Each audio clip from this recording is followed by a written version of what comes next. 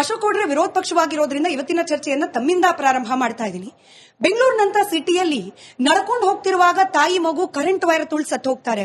Cricket ಅನ್ನ ಸಂಭ್ರಮಿಸ್ಲಿಕ್ಕೆ ಅಂತ ಹೋದ ಯುವ ಜನತೆ ಕಾಲ್ ತುಳಿತದಲ್ಲಿ ಸತ್ತು ಹೋಗ್ತಾರೆ. ಬೀದಿ ಬದಿಯಲ್ಲಿ ವ್ಯಾಪಾರ ಮಾಡ್ತಿದ್ದವರು, ಮಳೆಯ ರಕ್ಷಣೆಗಾಗಿ ನಿಂತಿದ್ದವರು 7 ಮಂದಿ ಗೋಡೆ ಕುಸಿದು ಸತ್ತು ಹೋಗ್ತಾರೆ ಅಂತಂದ್ರೆ ನಿಜವಾಗ್ಲೂ ಬೆಂಗಳೂರಿನಲ್ಲಿ ಜನರ ಜೀವಕ್ಕೆ ಬೆಲೆ ಅನ್ನೋದು ಉಳಿದಿದ್ಯಾ ಅಂತ. ಇನ್ನೂ ಒಂದು 4-5 ಅಡಿಷನ್ ಸೇರಿಸ್ಕೊಬೇಕು. ಪಿಜಿನಲ್ಲಿ ಪಾಪ ಒಳಗಡೆ ವಾಸ ಮಾಡ್ತಿರ್ತಕ್ಕಂಥವ್ರಿಗೆ ಹೋಗಿ ಚಾಕು ಚೂರಿಯಿಂದ ಚುಚ್ಚಿ ಸಾಯಿಸ್ತಾನೆ. ಜೊತೆಗೆ ಯಾವ್ದಾದ್ರು ಒಂದು ಸೇಫ್ಟಿಯಾಗಿ ಹೋಗ್ತಿರ್ತಕ್ಕಂಥ ಹೆಣ್ಮಕ್ಳು ನಡ್ಕೊಂಡು ಹೋಗ್ತಿದ್ರೆ ಅವ್ರಿಗೆ ಹಿಂದ್ಗಡೆಯಿಂದ ಮುಂದ್ಗಡೆಯಿಂದ ಹೊಡಿತಕ್ಕಂಥ ಕೆಲಸಗಳನ್ನ ಮಾಡ್ತಾರೆ. ಹಾಗೆ ಮರ್ಡರ್ಗಳು, ಹೆಣ್ಮಕ್ಳ ಮರ್ಡರ್ಗಳು, ರೇಪ್ಗಳು ತುಂಬಾ ಕಾಮನ್ ಆಗ್ಬಿಟ್ಟಿದೆ. ಇದನ್ನೆಲ್ಲ ಸೇರಿಸ್ಕೊಬೇಕು ತಾವು ಲಿಸ್ಟ್ಗೆ. ಯಾಕೆ ಅಂತ ಹೇಳಿದ್ರೆ, ಒಂದು ತಾವು ತುಂಬಾ ವಿಶ್ಲೇಷಣಾತ್ಮಕವಾಗಿ ಆಗ್ಲೇ ಮಾತಾಡ್ತಿದ್ರಿ. GBI ಎಲೆಕ್ಷನ್ಸ್ ಏನಿದೆ ಇದು ಪರಿಹಾರನ ಖಂಡಿತವಾಗಿ ಇದು ಯಾಕೆ ಅಂತ ಹೇಳಿ, ಒಂದು ಲೋಕಲ್ ರೆಪ್ರೆಸೆಂಟೇಟಿವ್ ಇದ್ರೆ, ಕಸ ಇರಬಹುದು ಅಥವಾ ಚರಂಡಿ ಇರಬಹುದು ಅಥವಾ ನಮ್ಮ ಸ್ಟಾರ್ಮ್ ವಾಟರ್ ಡ್ರೈನ್ ಇರಬಹುದು ಅಥವಾ ನಮ್ಮ UGD ಇರಬಹುದು ಅಥವಾ ವಾಟರ್ ಸಪ್ಲೈ ಇರಬಹುದು ಅಥವಾ ಎಲೆಕ್ಟ್ರಿಸಿಟಿ ಇರಬಹುದು, ಇಂಥ ಎಲ್ಲದಕ್ಕೂ ಸಮಸ್ಯೆಗಳನ್ನ ಬಗೆಹರಿಸತಕ್ಕಂಥವ್ರು ಅವರು. ಇವತ್ತು ನಾವು ನೋಡಿದಿವೆ 28 ಶಾಸಕರು ಬೆಂಗಳೂರು ನಗರದಲ್ಲಿದ್ದಾರೆ. ಆ 28 ಶಾಸಕರಲ್ಲಿ ಇರ್ತಕ್ಕಂಥವರಲ್ಲಿ ಅವ್ರಿಗೆ 7 ಲಕ್ಷ ಇರತಕ್ಕಂತಹದ್ದು ಒಂದು MLA ಕ್ಷೇತ್ರ ಇದೆ, 2 ಲಕ್ಷ ಇರತಕ್ಕಂತಹದ್ದು MLA ಕ್ಷೇತ್ರ ಇದೆ. 2 ಲಕ್ಷ ಓಕೆ, ಅಟ್ಲೀಸ್ಟ್ ಕನ್ಸಿಡರಬಲ್. ಇನ್ನು 16 ಕ್ಷೇತ್ರಗಳಲ್ಲಿ 4 ಲಕ್ಷಕ್ಕಿಂತ ಜಾಸ್ತಿನೇ ಇದೆ. ಬ್ಯಾಟರಾಯನಪುರ ಇರಬಹುದು, ಮಹದೇವಪುರ ಇರಬಹುದು, ಇವೆಲ್ಲ ಕ್ಷೇತ್ರಗಳು ತುಂಬಾ ದೊಡ್ಡ ಕ್ಷೇತ್ರಗಳು. ಅದು ಯಾವ ರೀತಿ ಇದೆ ಅಂದ್ರೆ ಒಂದು 20 ಕಿಲೋಮೀಟರ್ 30 ಕಿಲೋಮೀಟರ್ ಇರತಕ್ಕಂತಹ ಕ್ಷೇತ್ರಗಳು ಇವೆಲ್ಲಾನು. ಅಂದ್ರೆ ಈ ಕ್ಷೇತ್ರಗಳಲ್ಲಿ ಶಾಸಕರಿಗೆ ಆಕ್ಸೆಸ್ ನ ಎಲ್ಲಾ ಚರಂಡಿಗಳು ಇದ್ರ ಮೇಲೆ ಇಟ್ಕೊಳ್ಳಕ್ಕೆ ತುಂಬಾ ಕಷ್ಟ ಇದೆ. ಅದರಿಂದಾಗಿ ಲೋಕಲ್ ರೆಪ್ರೆಸೆಂಟೇಟಿವ್ಸ್ ಇದ್ರೆ ಅಟ್ಲೀಸ್ಟ್ ಆ ಲೋಕಲ್ ರೆಪ್ರೆಸೆಂಟೇಟಿವ್ ಸಮಸ್ಯೆಗಳನ್ನ ಸಾಲ್ವ್ ಮಾಡ್ತಾರೆ ಅಂತಕ್ಕಂಥ ವಿಚಾರ. ಅಂದ್ರೆ GBI ಎಲೆಕ್ಷನ್ಸ್ ಆಗದೆ ಇರೋದ್ರಿಂದ ಈ ಸಮಸ್ಯೆ ಏನಂತ ಹೇಳಿದ್ರೆ ಒಂದು ಸತ್ಯ ಅದು. ಅದ್ರ ಜೊತೆಗೆ ಇನ್ನೂ ಒಂದೇನು ಸತ್ಯ ಅಂತ ಹೇಳಿದ್ರೆ, ಪ್ರತಿ ಬಾರಿನೂ ಬೆಂಗಳೂರಿನಲ್ಲಿ ನಾವೆಲ್ಲಾನು ಬೆಂಗಳೂರಿನಲ್ಲೇ ಹುಟ್ಟಿ ಬೆಳೆದಂತವರು ಇಲ್ಲಿ ತುಂಬಾ ಜನ ಇದ್ದಾರೆ. ನನ್ನ ಬಿಜೆಪಿ ಮಿತ್ರರು ತುಂಬಾ ಜನ ಇದ್ದಾರೆ, ಬೇರೆ ಪಕ್ಷದವರು ಇರಬಹುದು. ನಾವೆಲ್ಲ ಬೆಂಗಳೂರಲ್ಲಿ ಹುಟ್ಟಿ ಬೆಳೆದವರು. ನಾನು ಇದೇ ವಿಲ್ಸಂಗಡನೆ ಬೆಳೀತಿದ್ದಾಗ ನಮ್ಗೇನು ಆವಾಗೇನು ಮಳೆ ಇಷ್ಟೊಂದು ಸಮಸ್ಯೆ ಆಗ್ತಿರ್ಲಿಲ್ಲ. ಎಕ್ಸೆಪ್ಟ್ ಫಾರ್ ಅಲ್ಲಿ ಸ್ಟಾರ್ಮ್ ವಾಟರ್ ಡ್ರೈನ್ ಏನಿದೆ ನಿಮ್ಮ BMTC ಬಸ್ ಸ್ಟ್ಯಾಂಡ್ ಪಕ್ಕ, ಅಲ್ಲಿ ಮಾತ್ರ ಅವತ್ತೇ ಒಂದೊಂದ್ಸತಿ ಕಾಣಿಸ್ತಿದ್ದೆ ಹೊರತು ಮುಂಚೆ ಯಾವ ಸಮಸ್ಯೆ ಆಗ್ತಿಲ್ಲ. ಈ ಇತ್ತೀಚೆಗೆ ಸಮಸ್ಯೆ ಜಾಸ್ತಿ ಆಗಿದೆ. ಯಾಕೆ ಅಂತ ಹೇಳಿದ್ರೆ, ನೀವು ಸ್ಟಾರ್ಮ್ ವಾಟರ್ ಡ್ರೈನ್ ಅಂತ ಏನಿದೆ ಇವತ್ತು, ಅಥವಾ ನಾವು ರಾಜಕಾಲುವೆ ಅಂತ ಏನ್ ಹೇಳ್ತೀವಿ, ಈ ರಾಜಕಾಲುವೆಗಳಿಗೆ ಸಮಸ್ಯೆನ ಬಗೆಹರಿಸಬೇಕು ಅಂತ ಹೇಳಿ ರಾಮಕೃಷ್ಣ ಹೆಗಡೆ ಸರ್ಕಾರ, I am on record saying this, Ramakrishna Hegde ಸರ್ಕಾರ ಒಂದು ಆವತ್ತಿನ BMP ಅಂತ ಅಂದ್ರೆ ಬೆಂಗಳೂರು ಸಿಟಿ ಕಾರ್ಪೊರೇಷನ್ ಅಂತ ಏನಿತ್ತು, ಆವತ್ತು ಅವರಿಗೆ ಚೀಫ್ ಇಂಜಿನಿಯರ್ಗೆ ಒಂದು ಪ್ರಾಜೆಕ್ಟ್ ಕೊಡ್ತಾರೆ. ನೀವು ರಾಜಕಾಲುವೆಗಳನ್ನ ಐಡೆಂಟಿಫೈ ಮಾಡಿ ಎಲ್ಲೆಲ್ಲಿ ಒತ್ತುವರಿ ಆಗಿದೆ ಅಂತ ಹೇಳಿ. ಅವರು ತತ್ಸುಮಾರು ಅದು ದಟ್ ಹ್ಯಾಪೆಂಡ್ ಇನ್ 1987, 89, 90 ನಲ್ಲಿ ರಿಪೋರ್ಟ್ ಕೊಡ್ತಾರೆ.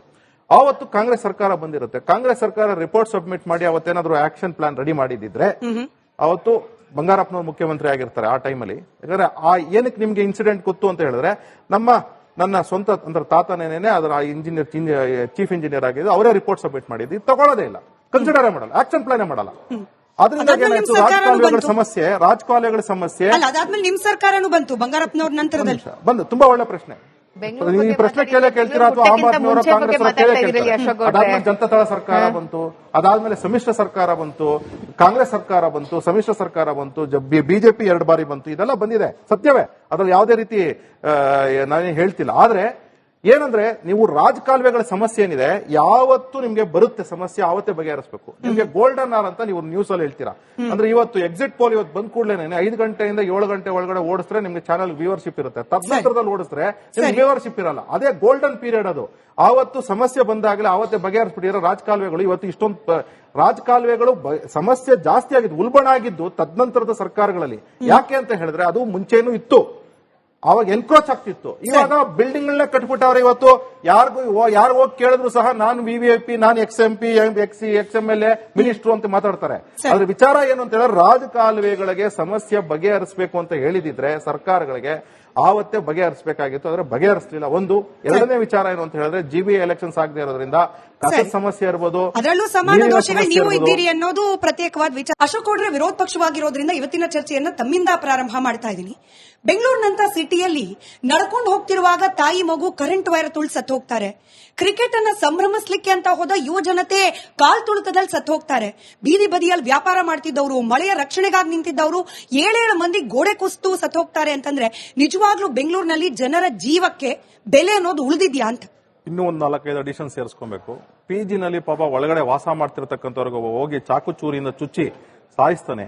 ಜೊತೆಗೆ ಯಾವ್ದಾದ್ರು ಒಂದು ಸೇಫ್ಟಿಯಾಗಿ ಹೋಗ್ತಿರ್ತಕ್ಕಂಥ ಹೆಣ್ಮಕ್ಳು ನಡ್ಕೊಂಡು ಹೋಗ್ತಿದ್ರೆ ಅವ್ರಿಗೆ ಹಿಂದ್ಗಡೆಯಿಂದ ಮುಂದ್ಗಡೆಯಿಂದ ಹೊಡಿತಕ್ಕಂಥ ಕೆಲಸಗಳನ್ನ ಮಾಡ್ತಾರೆ. ಹಾಗೆ ಮರ್ಡರ್ಗಳು, ಹೆಣ್ಮಕ್ಳು ಮರ್ಡರ್ಗಳು, ರೇಪ್ಗಳು ತುಂಬಾ ಕಾಮನ್ ಆಗ್ಬಿಟ್ಟಿದೆ. ಇದನ್ನೆಲ್ಲ ಸೇರಿಸ್ಕೊಬೇಕು ತಾವು ಲಿಸ್ಟ್ಗೆ. ಯಾಕೆ ಅಂತ ಹೇಳಿದ್ರೆ, ಒಂದು ತಾವು ತುಂಬಾ ವಿಶ್ಲೇಷಣಾತ್ಮಕವಾಗಿ ಆಗ್ಲೇ ಮಾತಾಡ್ತಿದ್ರಿ.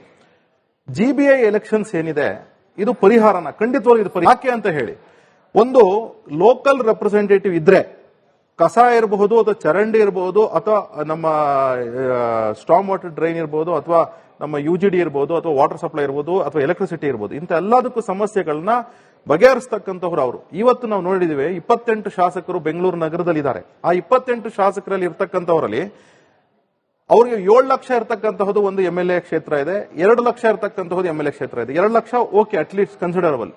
ಇನ್ನು 16 ಕ್ಷೇತ್ರಗಳಲ್ಲಿ 4 ಲಕ್ಷಕ್ಕಿಂತ ಜಾಸ್ತಿನೇ ಇದೆ. ಬ್ಯಾಟರಾಯನಪುರ ಇರಬಹುದು, ಮಹದೇವಪುರ ಇರಬಹುದು, ಇವೆಲ್ಲ ಕ್ಷೇತ್ರಗಳು ತುಂಬಾ ದೊಡ್ಡ ಕ್ಷೇತ್ರಗಳು.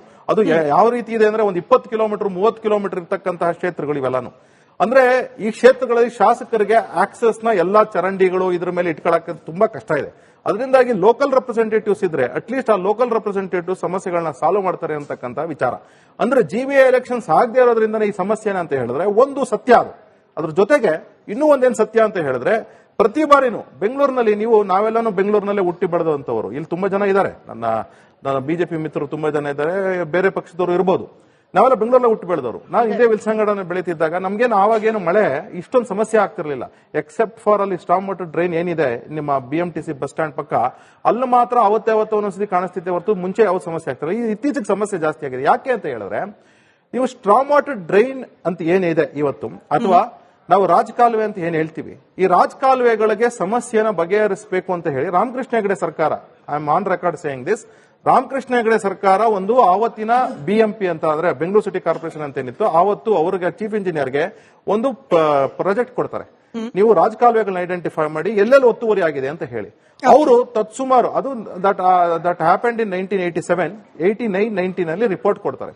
ಆವತ್ತು ಕಾಂಗ್ರೆಸ್ ಸರ್ಕಾರ ಬಂದಿರುತ್ತೆ. ಕಾಂಗ್ರೆಸ್ ಸರ್ಕಾರ ರಿಪೋರ್ಟ್ ಸಬ್ಮಿಟ್ ಮಾಡಿ ಅವತ್ತೇನಾದ್ರೂ ಆಕ್ಷನ್ ಪ್ಲಾನ್ ರೆಡಿ ಮಾಡಿದಿದ್ರೆ ಅವತ್ತು ಬಂಗಾರಪ್ಪನವರು ಮುಖ್ಯಮಂತ್ರಿ ಆಗಿರ್ತಾರೆ ಆ ಟೈಮಲ್ಲಿ. ಯಾಕಂದ್ರೆ ಏನಕ್ಕೆ ನಿಮ್ಗೆ ಇನ್ಸಿಡೆಂಟ್ ಗೊತ್ತು ಅಂತ ಹೇಳಿದ್ರೆ, ನನ್ನ ಸ್ವಂತ ಅಂದ್ರೆ ತಾತನೇನೆ ಅದರ ಇಂಜಿನಿಯರ್ ಚೀಫ್ ಇಂಜಿನಿಯರ್ ಆಗಿದ್ದು, ಅವರೇ ರಿಪೋರ್ಟ್ ಸಬ್ಮಿಟ್ ಮಾಡಿದ್ದು. ಇದು ತಗೊಳ್ಳೋದೇ ಇಲ್ಲ, ಕನ್ಸಿಡರ್ ಮಾಡಲ್ಲ, ಆಕ್ಷನ್ ಪ್ಲಾನ್ ಮಾಡಲ್ಲ.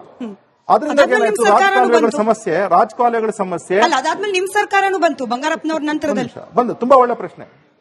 ಈ ಪ್ರಶ್ನೆ ಕೇಳ್ತೀರಾ ಅಥವಾ ಆಮ್ ಆದ್ಮಿ ಅವರ ಕಾಂಗ್ರೆಸ್ ಅದಾದ್ಮೇಲೆ ಜನತಾದಳ ಸರ್ಕಾರ ಬಂತು, ಅದಾದ್ಮೇಲೆ ಸಮ್ಮಿಶ್ರ ಸರ್ಕಾರ ಬಂತು, ಕಾಂಗ್ರೆಸ್ ಸರ್ಕಾರ ಬಂತು, ಸಮ್ಮಿಶ್ರ ಸರ್ಕಾರ ಬಂತು, BJP 2 ಬಾರಿ ಬಂತು. ಇದೆಲ್ಲ ಬಂದಿದೆ, ಸತ್ಯವೇ. ಅದ್ರಲ್ಲಿ ಯಾವುದೇ ರೀತಿ ನಾನೇನು ಹೇಳ್ತಿಲ್ಲ. ಆದ್ರೆ ಏನಂದ್ರೆ, ನೀವು ರಾಜಕಾಲುವೆಗಳ ಸಮಸ್ಯೆ ಏನಿದೆ ಯಾವತ್ತು ನಿಮ್ಗೆ ಬರುತ್ತೆ ಸಮಸ್ಯೆ, ಆವತ್ತೇ ಬಗೆಹರಿಸಬೇಕು. ನಿಮ್ಗೆ ಗೋಲ್ಡನ್ ಅವರ್ ಅಂತ ನೀವು ನ್ಯೂಸ್ ಅಲ್ಲಿ ಹೇಳ್ತೀರಾ.